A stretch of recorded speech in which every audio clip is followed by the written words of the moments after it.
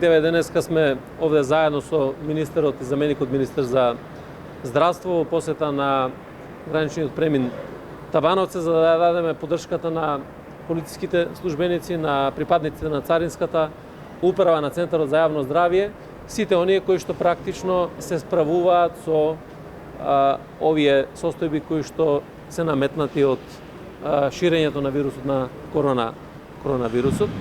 Можам да им одадам признание заради тоа што навистина ги почитуваат сите насоки кои што беа дадени од кризниот штаб за контрола на секој патник кој што влегува на територијата на Република Северна Македонија, при тоа користејќи заштитна опрема и на начин така како што е пропишано во сите алгоритми.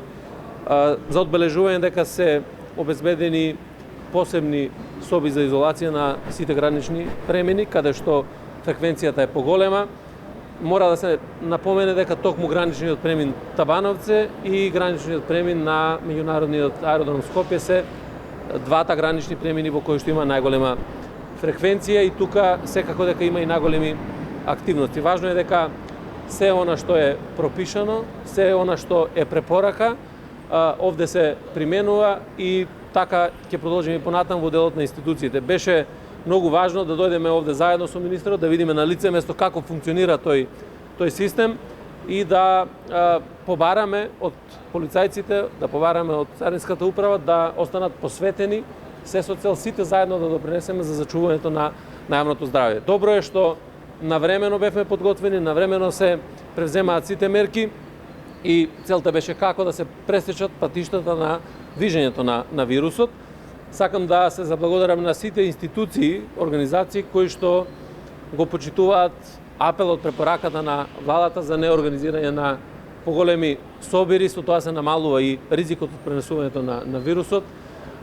Исто така и на оние граѓани кои што ги почитуваат препораките и да упатам апел до оние граѓани кои што не ги почитуваат препораките и граѓани кои што сметаат дека тие најдобро знаат како треба да се справуваат, да ги почитуваат препораките кои што ги даваат епидемиолозите и кои што ги даваат центрите за јавно здравје, кои што ги дава кризниот штаб. Заради тоа што така сите заедно низ еден систем кој што функционира ќе можеме максимално добро да бидеме заштитени.